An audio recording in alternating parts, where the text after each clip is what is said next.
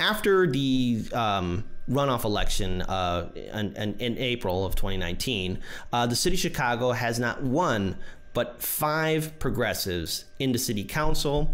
They're associated with a lot of progressives and grassroots organizers. They even have the endorsement of Chicago DSA, which is a branch of Democratic Socialists of America. And already right now, all of them are pushing for a strong progressive agenda. And they're backed by a lot of labor and community organizations. And right now they are meeting a 100-day agenda challenge so that they can follow through with their campaign promises, but more importantly, go on the record for fighting for them and getting them passed in this new city council. Because again, we have a brand new mayor-elect Lori Lightfoot, and for these 5 aldermen, they are really doing their best to really make sure these measures are passed. So I want to read what they're fighting for right now, and they're already holding a lot of press events, and I'm proud to say that we actually interviewed basically all 5 of these progressive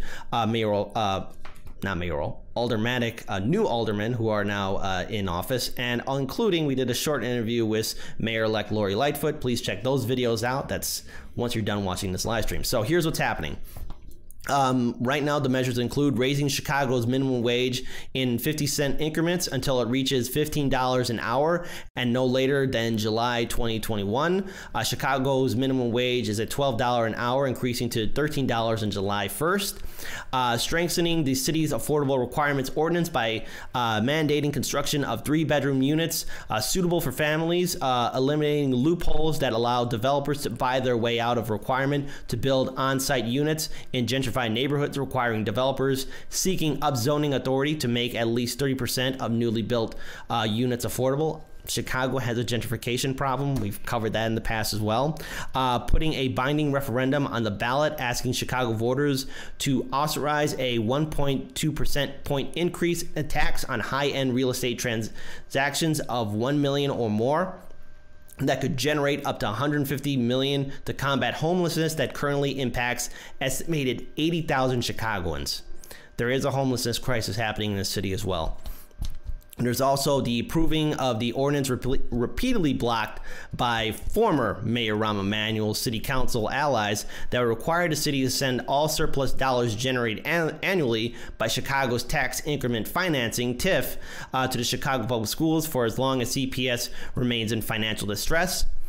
Passing an ordinance mandating a community benefits agreement long opposed by former President Barack Obama to protect residents around the proposed Obama Presidential Center in Jackson Park. The ordinance would establish a community trust fund to assist long-term residents with property tax relief and rental assistance, and require developers to set aside 30% of new units for households earning less than half the median income. And then strengthening Chicago's welcoming city ordinance by eliminating carve-outs. Currently, Chicago police officers are permitted to cooperate with immigration and customs enforcement if targeted individuals are in the city's controversial gang database, have pending felony prosecutions or prior felony convictions, or if they are the subject of an outstanding criminal warrant.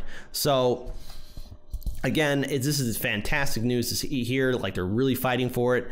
And again, you have at least progressives stepping up, fighting for a better future. And I also want to make a quick correction too.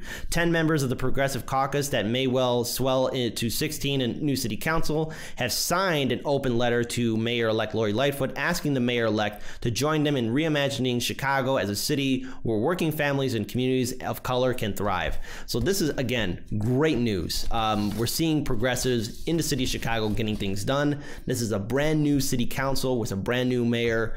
There is hope for a better future, but again, it's going to require constituents all across the city of Chicago to step up, get involved, and more importantly, hold your aldermen accountable. And yes, even hold this mayor accountable. Chicagoans all over, we just can't just, sit back and relax and just say, okay, our job is done. The job of us as citizens right now, we have to be involved. We have to be involved in every single city meeting. We have to make our presence seen and make sure that we let these aldermen know that we're not going anywhere, and that we want to make sure that they follow through with their campaign promises.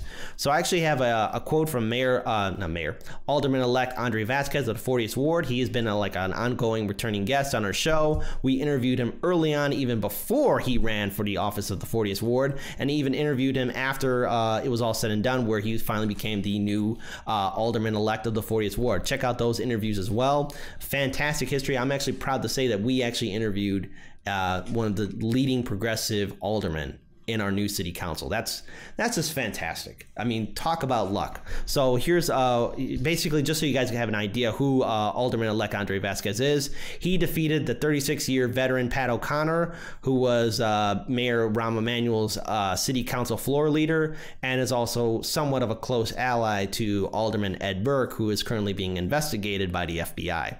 But again, this goes to show you that the establishment machine, the Democratic machine in Chicago, can be beat. And Alderman-elect Andre Vasquez is the one who did it. So he basically quotes, has this quote right here. You've got members who are going to be part of the Black Caucus, part of the Latino Caucus, part of the LGBTQ Caucus. So there's potential when you have organizers in those different spaces to build a coalition to get 26 votes. And, you know, more importantly, with these agendas that they're trying to fight for, is a chance to really help out the working class in the city of Chicago. Again, you have families just struggling, you know, working 2 or 3 jobs just to make ends meet. Myself and Daniel, we've been all over the city of Chicago from 2017 to 2018, covering gentrification, covering the corruption, interviewing grassroots organizers and community leaders, and yes, even, you know, candidates that were running to bring in change, because this city has good people. We just have a corrupt city government. And at least there is a chance for this new city government and this new mayor to basically get rid of the stigma that Chicago has. You know, we've repeated on the show time and time again that Chicago is #1. We're #1 as the most corrupt city in the United States.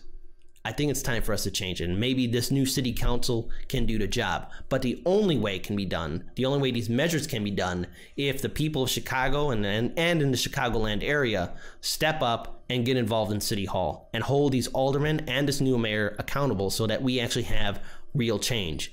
Let's fight for this city. This is the only way we're going to do it. We have to get involved.